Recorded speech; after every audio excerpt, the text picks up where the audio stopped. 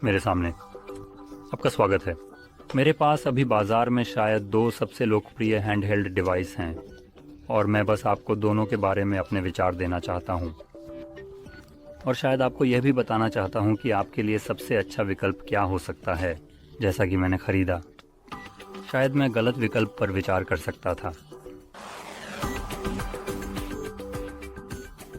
तो शायद चलो शुरू करते हैं ये कहकर कि मैंने वास्तव में क्या ख़रीदा, जो था स्टीम डेक। ओह OLED। अब ये सचमुच वापस जा रहा है क्योंकि ये मेरे लिए सही डिवाइस नहीं है। तो मैंने इसे ख़रीदा। ये एक सीमित संस्करण है। मैं सोच रहा था कि यह मुझे गेम खेलने की अनुमति देगा, जो कि मूल रूप से सबसे कम संभव सेटिंग्स पर एक खेलने योग्य फ्रेम रेट पर हो सकता है। और देख सकते हैं कि अभी यहाँ बैकग्राउंड में मेट्रो चल रहा है और ये सबसे कम सेटिंग्स पर है। अभी ये 50 फ्रेम्स हासिल कर रहा है, तो ये खेलने योग्य है। लेकिन ये हमेशा ऐसा नहीं होता, और जब ये फ्रेम गिराता है तो ये काफ़ी तेज़ी से गिरता है, लगभग 20 फ्रेम प्रति सेकंड तक, जिस पर उस समय ये एक खेलने योग्य अनुभव नहीं है। तो मैं उम्मीद कर रहा था कि मैं इस पर गेम खेल सकूं। बुनियादी रूप से सबसे कम सेटिंग्स पर यहाँ का रिजोल्यूशन ज़रूरी नहीं कि सबसे अच्छा हो, क्योंकि ये 1280 बाय 800 है मुझे लगता है। तो यह पहले से ही एक अपेक्षाकृत कम रिजोल्यूशन है और आप वास्तव में इसे डिस्प्ले पर देख सकते हैं, यह उतना तेज़ नहीं है। यह एक OLED डिस्प्ले है तो यह शानदार है, लेकिन क्योंकि यह एक कम रिजोल्यूशन OLED डिस्प्ले है, यह उतना अच्छा नहीं है। और शायद एक और चीज़ जो आप देख सकते हैं वह यह है कि यहाँ तक कि कैमरे पर भी आप इसे स्पष्ट रूप से देख सकते हैं। ये मूल की तुलना में थोड़ा धुंधला लग रहा है। यहाँ ROG Ally डिस्प्ले है और ये आंशिक रूप से उकेरे गए डिस्प्ले के कारण है। तो ये एंटी रिफ्लेक्टिव डिस्प्ले है जो उन स्टीम डेक्स के साथ आता है जिनमें 1 टेराबाइट स्टोरेज है फैक्ट्री से मतलब। और यह डिस्प्ले में थोड़ी धुंधलापन जोड़ता है, जितना मैं चाहूँगा उससे ज़्यादा। तो OLED उन रंगों के साथ उतना चमकदार नहीं होगा जितना कि यह एक चमकदार डिस्प्ले पर होता है। हमारे पास यहाँ जो है उसके समान चमकदार डिस्प्ले नहीं, जैसे उकेरा हुआ डिस्प्ले, उस पर कुछ anti coating, anti reflective coating, और ये बस एक LCD डिस्प्ले है और मेरे लिए ये अधिक आकर्षक लगता है। अब मैं ब्राइटनेस बढ़ाने जा रहा हूँ ताकि हमारे पास एक समान तुलना हो सके। मुझे लगता है कि मैंने अब इसे ज़्यादा कर दिया है, तो इसे कम कर दो ताकि यह समान तरह की ब्राइटनेस हो।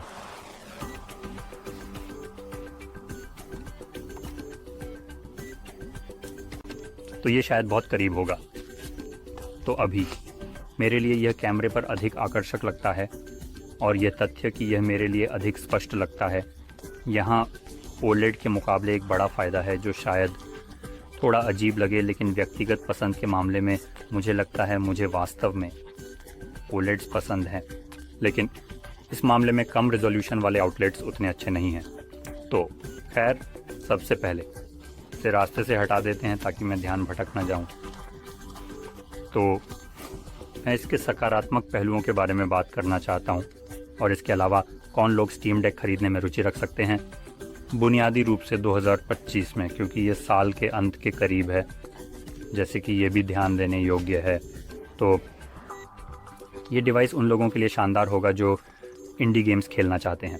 ये करेगा किसी भी इंडी गेम को शानदार तरीके से खेलें। मैंने यहाँ बहुत सारे खेल खेले हैं। उदाहरण के लिए बारिश का खतरा, मैं इसे एक इंडी गेम मानता हूँ। मैंने हेड्स, डेड सेल्स और कुछ अन्य खेल खेले हैं और ये बहुत अच्छे से चल रहे हैं, वहाँ कोई समस्या नहीं है। इस डिवाइस की निर्माण गुणवत्ता भी वास्तव में अच्छी है। ये हाथ में बहुत अच्छा लगता है। ट्रिगर्स शानदार हैं। कुछ ऐसा है जिससे मैं व्यक्तिगत रूप से प्यार कर बैठा। यहाँ अंगूठे के स्टिक्स और बटनों का सममित स्थान है। तो आमतौर पर आपके पास ऐसा असममित स्थान होता है, तो हम स्टिक दाएं स्टिक की तुलना में नीचे है, या दायां स्टिक बाय स्टिक से नीचे है, जो मेरे लिए इस तरह के हैंडहेल्ड पर बहुत परेशान करने वाला हो जाता है, क्योंकि मुझे पता है कि जब मैं इसे आराम से पकड़ रहा हूँ तो उदाहरण के लिए मेरी उंगलियाँ यहाँ बटन को दबा रही हैं और इसी तरह मेरा हाथ है। बुनियादी तौर पर मेरी अंगूठा एक अंगूठे के स्टिक पर बहुत अजीब स्थिति में आराम कर रहा है, तो मुझे अपनी राह से बाहर जाना होगा। अपने हाथ को पूरी तरह से अलग तरीके से मोड़ना होगा, शायद इसे नीचे करना होगा, तो मैं थोड़ा ऐसा हूँ, आरामदायक पकड़ रखने के बजाय मैं बस इसे अपनी उंगलियों पर सहारा दे रहा हूँ, बस ताकि मैं अपने स्टिक पर अंगूठे का सही स्थान रख सकूँ जो मुझे पसंद नहीं है। तो स्टीम डेक के साथ ये शानदार है, आप कर सकते हैं, दोनों तरफ एक ही तरीके से पकड़ें और ये बस शानदार लगता है और इसका सम्मित स्थान होना अद्भुत है। और इसके अलावा अब आपको बटनों तक पहुंचने के लिए अपने हाथ की स्थिति बदलने की ज़रूरत नहीं है, क्योंकि वे अभी भी एक ही तरह के आर्क में हैं। तो मध्य यहाँ भी कोई समस्या नहीं है। आपको अपनी स्थिति बदलने की केवल एक बार आवश्यकता होती है, वह है यहाँ ट्रैक पैड के लिए। जो इनका एक और सकारात्मक पहलू है वह है ट्रैक पैड और उनके पीछे का हैप्टिक फीडबैक। बहुत अच्छा, यह एक शानदार अनुभव है कि जब स्टीम डेक आखिरकार अपना नया कंट्रोलर जारी करेगा तो मैं निश्चित रूप से इसे लेने वाला हूँ, क्योंकि जो लीक सामने आए हैं अगर वे सही हैं तो वे मूल रूप से एक ऐसा कंट्रोलर बना रहे हैं जो स्टीम डेक की तरह है लेकिन बिना डिस्प्ले के। तो ये कुछ है जो मैं चाहता हूँ। बिल्कुल यह सबसे अच्छे प्रकार के कंट्रोलर में से एक है जो मैंने इस्तेमाल किया है, और अगर वे इसे बना रहे हैं तो हाँ, मैं इसे लेने वाला हूँ, विशेष रूप से अगर इसमें स्टीम डेक की तरह ही हैप्टिक फीडबैक हो। लेकिन जब बात हार्डवेयर की आती है तो ये शानदार है। अब जब हम आंतरिक हिस्सों की ओर बढ़ते हैं तो वहीं यह थोड़ा कमज़ोर पड़ने लगता है। यहाँ जो प्रोसेसर है वह स्टीम डेक के लिए एक विशेष AMD प्रोसेसर है। यहाँ सभी खेलों को चलाने के लिए सबसे अच्छा प्रोसेसर नहीं है, तो थोड़ा सा फीका है और ये अब अपनी उम्र भी दिखा रहा है। ये कंसोल हैंडहेल्ड पहले ही कई साल पहले आया था। ये मैं कहूँगा जब बड़े ब्रांड नामों की बात आती है तो ये पहले में से एक था, जैसे GPD और जो भी चीज़ें हैं उनके अलावा कब जो भी जैसे और भी निर्माता हैं जो उत्पाद बनाते हैं हैंडहेल्ड्स, और वे स्टीम डेक से पहले ये कर रहे थे। लेकिन जब स्टीम डेक आया, अन्य निर्माता जैसे कि Asus, Lenovo और इसी तरह के उपकरण बनाने के लिए बोर्ड में शामिल हो गए। तो और इसके रिलीज़ होने के बाद से ज़्यादा कुछ नहीं बदला है और ये अपनी उम्र दिखा रहा है। और यही अब सबसे बड़ी समस्याओं में से एक है कि इसे एक रिफ़्रेश की ज़रूरत है। ये अब पहले से ही थोड़ा पुराना हो गया है। अगर इसकी कीमत सही होती तो यह सब ठीक और अच्छा होता, और भले ही स्टीम डेक तकनीकी रूप से सबसे सस्ता UM डिवाइस है जिसे आप खरीद सकते हैं, क्योंकि इसकी कीमत लगभग $650 है, जिसमें टैक्स भी शामिल है। ये इतना सस्ता नहीं है, चलो ईमानदार रहें।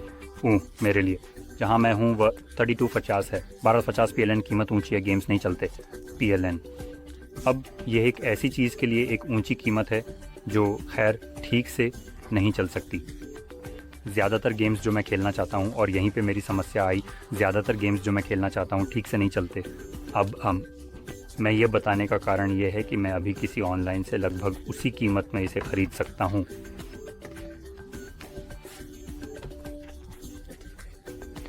यह तेज़ है, इसमें अधिक रैम है और कई मामलों में स्टीम डेक की तुलना में सुधार है, जो इसे मेरी राय में इन दोनों उपकरणों का उपयोग करने के बाद मेरे लिए व्यक्तिगत रूप से एक काफ़ी बेहतर विकल्प बनाता है।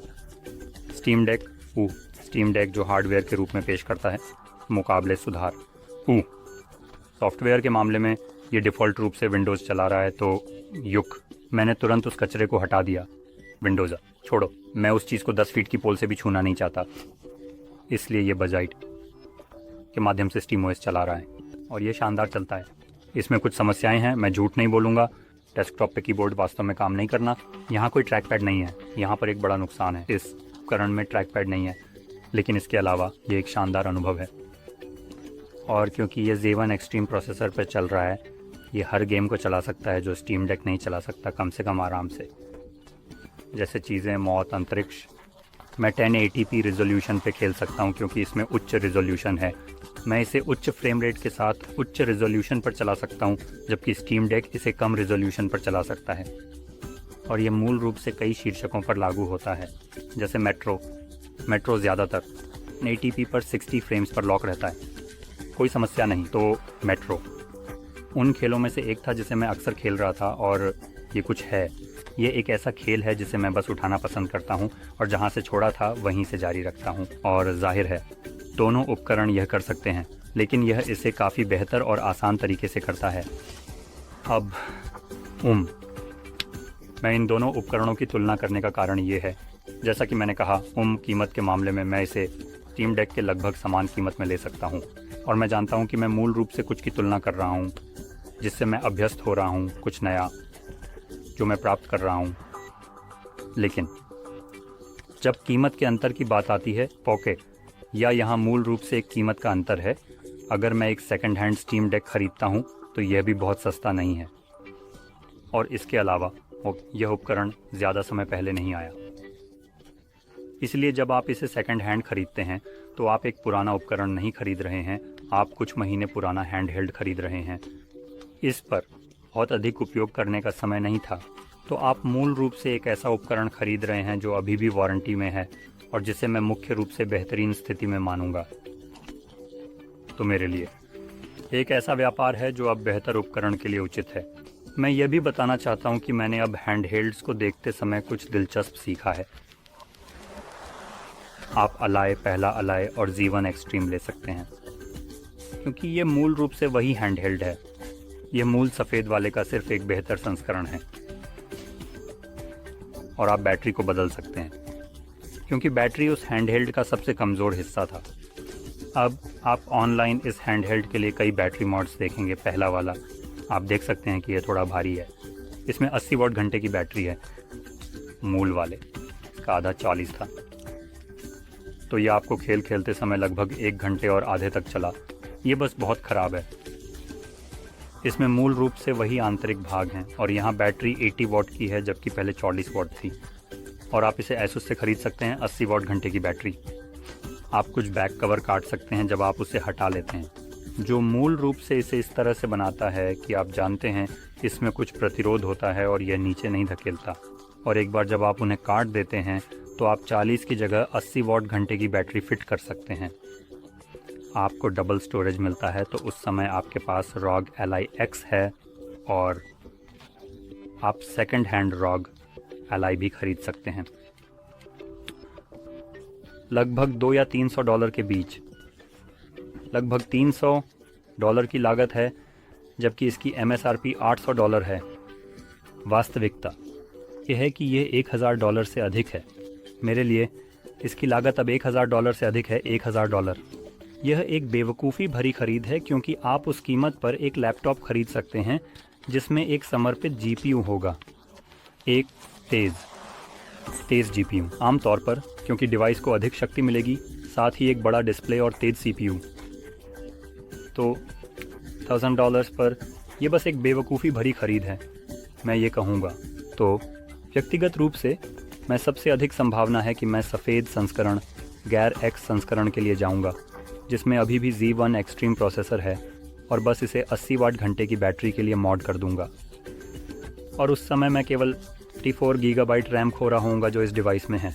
ये उन अपग्रेड्स में से एक है जो इसमें है, और मैं 16 गीगाबाइट रैम प्राप्त करूंगा इस बड़े कम कीमत के लिए। समझौते से ठीक हूँ। ये इस सवाल के करीब ही नहीं आता कि क्या मैं एक लैपटॉप खरीदना चाहता हूँ या एक हैंडहेल्ड, क्योंकि अगर इन दोनों की कीमतें लगभग समान हैं तो मैं एक हैंडहेल्ड के लिए क्यों जाऊं, जो उपयोग में लैपटॉप की तुलना में बहुत अधिक कम्बरसम है और केवल एक ही काम करने के लिए डिज़ाइन किया गया है, जबकि लैपटॉप दोनों कर सकता है। ये शायद इतना छोटा और पोर्टेबल नहीं है, लेकिन क्योंकि यह पतला है, यह आपके सामान में बेहतर तरीके से फिट हो सकता है अगर आप यात्रा करना चाहते हैं और इसका उपयोग करना चाहते हैं। तो यही मेरी सोच है। इसको ख़त्म करते हुए, ये दोनों डिवाइस शानदार हैं। मैं ये बताना चाहता हूँ, व्यक्तिगत रूप से मुझे स्टीम डेक की भावना बहुत पसंद है। ये ROG के मुकाबले बहुत बेहतर लगता है। ये आरामदायक लगता है। ये ROG कहीं बेहतर लगता है, ये आरामदायक लगता है। ये एक ऐसे डिवाइस के रूप में अच्छी तरह से डिज़ाइन किया गया है जिसे आप उपयोग करेंगे और पकड़ेंगे। लेकिन मुझे मुख्य रूप से अधिक शक्ति की आवश्यकता है, और यह मुझे ROG Ally की ओर ले जाता है। और मुझे अपनी किडनी बेचना पसंद नहीं है ताकि मैं ऐसी चीज़ खरीद सकूं, क्योंकि ये अभी भी एक कमज़ोर गेमिंग कंसोल है। तो मैं काफ़ी कम खर्च करना पसंद करूँगा और बस इसे मॉड कर दूँगा ताकि मूल रूप से X जैसी ही प्रदर्शन प्राप्त कर सकूँ, बिना 3 गुना कीमत के वास्तव में, या जैसे 4 गुना कीमत के। तो यही है जो मैं बात करना चाहता था। और जाहिर है अगर आप एक हैंडहेल्ड ख़रीदने के लिए बाज़ार में हैं और आप अभी एक लेना चाहते हैं, आपसे पूछने के लिए सबसे अच्छा सवाल ये है, क्या आप इंडी गेम्स खेलना चाहते हैं? और अगर आप ऐसा करते हैं तो स्टीम डेक एक अद्भुत अनुभव होगा। अगर आप अधिक AA टाइटल्स खेलना चाहते हैं तो आप शायद रॉग लाई के साथ जाना चाहेंगे और आपके पास अन्य विकल्प हैं, जैसे उदाहरण के लिए MSI क्लॉ। बस उसके लिए मत जाओ, जो भी आप करें वह मत खरीदें। और आपके पास लीजन गो ही है जो Z1 एक्सट्रीम प्रोसेसर पर चल रहा है, एक बड़े डिस्प्ले के साथ, क्योंकि मुझे लगता है कि ये 8 इंच का डिस्प्ले है, अगर इससे ज़्यादा नहीं है तो बड़ा होने वाला है। इसमें एक अच्छा छोटा किक स्टैंड है, लेकिन इसकी बैटरी लाइफ पहले रॉग एलाई की तरह ही ख़राब है। अगर आप पैसे बचाना चाहते हैं तो दोनों रॉग अलॉय, पहला वाला OG वाला और लीजन गो लगभग समान कीमत के हैं। तो अगर आप एक सस्ता डिवाइस लेना चाहते हैं जिसमें ठीक ठाक शक्ति हो तो आप जो चाहें चुन सकते हैं। आराम के मामले में लीजन का अनुभव थोड़ा बेहतर हो सकता है, क्योंकि आप कंट्रोलर्स को अलग कर सकते हैं और उन्हें उदाहरण के लिए माउस मोड में या ऐसी चीज़ों में इस्तेमाल कर सकते हैं, तो आपको थोड़ी और बहुप्रकारिता देता है। तो लीजन या रॉग, यह आपको इसे उसी तरह खेलने की अनुमति देगा जैसे आप X या स्टीम डेक पर खेलते हैं। लेकिन जैसा कि मैंने कहा, इसका लाभ यह है कि प्रोसेसर Z1 एक्सट्रीम है, जो स्टीम डेक के AMD प्रोसेसर से बेहतर है जो यहाँ है। और हाँ, यही सब कुछ है जो मैं बात करना चाहता था। और सही, वास्तव में मैंने ND और A के बारे में कहा था, तो आप किसे चुनना चाहते हैं और आप कितना पैसा खर्च करना चाहते हैं, इसके आधार पर आपके पास कुछ विकल्प होंगे। तो कीमत के मामले में जो मेरे लिए सबसे महत्वपूर्ण हिस्सा है, मैं शायद, जैसा कि मैंने कहा, अगर आप कुछ सस्ता ढूंढ रहे हैं तो उन लीजन या एसेस विकल्पों में से किसी एक को चुनें। जैसा कि मैंने कहा, वे स्टीम डेक या X1 की तुलना में सस्ते होंगे, खासकर X1, क्योंकि यह तो बस बेवजह महंगा है। अरे लेकिन एक और बात जो मैं बताना चाहता हूँ वह ये है कि साल का अंत हो रहा है। हमें पहले से ही पता है कि पो Z1 या Z2 आने वाले हैं और उनके पास जैसे कुछ मुझे लगता है Z2 एक्सट्रीम और Z2G प्रोसेसर हैं। तो दोनों Asus और लीजन को एक नया रूप मिल रहा है। Asus अभी तक कुछ भी लीक नहीं किया है, लेकिन जाहिर है कि एक नया प्रोसेसर आ रहा है। वे सबसे अधिक संभावना है कि नए प्रोसेसर के साथ इसका दूसरा संस्करण बनाएंगे। और लीजन गो हमें पहले से ही पता है, लीक्स और तस्वीरों से पता चलता है कि लेजेंड 2 और लेजेंड गो 2 आने वाला है, या जो भी नाम वे रखने जा रहे हैं। और लेजेंड गो लाइट जो एक सस्ती संस्करण होगा जिसमें ऑन डिटैचेबल कंट्रोलर्स होंगे। तो इसे ध्यान में रखते हुए आप शायद अभी इसे देख रहे हैं तो आप शायद कुछ और महीनों तक इंतज़ार करना चाहें। संभावना है, अगर आप इसे देख रहे हैं तो मैं नहीं जानता कि कुछ महीने बाद, संभावना है कि जो मैं अभी उल्लेख कर रहा हूँ वे पहले से ही बाज़ार में मौजूद हैं। और 2 संभावनाएं हैं, उदाहरण के लिए LEX या यहाँ तक कि OG LE जो मैंने उल्लेख किया उससे सस्ते होंगे, और उस मामले में वे एक बेहतर विकल्प हो सकते हैं। और इसके अलावा अगर आप कुछ अधिक शक्तिशाली चाहते हैं तो आपके पास नए Z2 एक्सट्रीम प्रोसेसर के लिए जाने का विकल्प होगा, हाथ में पकड़ने योग्य, जैसे Asus ROG LE, तो या जो भी नाम वे रखने जा रहे हैं जब यह बाहर आएगा, जो सा मैंने कहा बस तेज़ होगा। और अगर आप नए खरीदने जा रहे हैं और आपको लगभग $800 से $1000 खर्च करने हैं और आप इसे खर्च करना चाहते हैं तो आप इसके साथ सहज महसूस करते हैं। आप बेहतर विकल्प के लिए इंतज़ार कर सकते हैं जो मूल रूप से क्षितिज पर है, बजाय इसके कि आप इस पर पैसे खर्च करें जो कि थोड़ा पुराना है। और अगर आप स्टीम डेक पर विचार करते हैं तो यह मेरे लिए पहले से ही एक अंत की स्थिति का उपकरण जैसा लगता है। अगर आप AAA गेम्स खेलना चाहते हैं तो मैं इसके लिए ऐसा कह रहा हूँ, नए स्टीम डेक के आने के बारे में कोई लीक नहीं है, इसलिए मैं वास्तव में नए के लिए इंतज़ार करने के बारे में कुछ नहीं कहने वाला। अगर स्टीम के पास एक नया डिवाइस आने वाला होता तो ये बहुत अच्छा होता, लेकिन इसके बारे में कोई लीक नहीं हुई है, तो मैं उन चीज़ों के साथ रहूँगा जिन्हें हमने पहले से ही कुछ हद तक पुष्टि की है, साथ ही उन उपकरणों के लिए प्रोसेसर्स के साथ।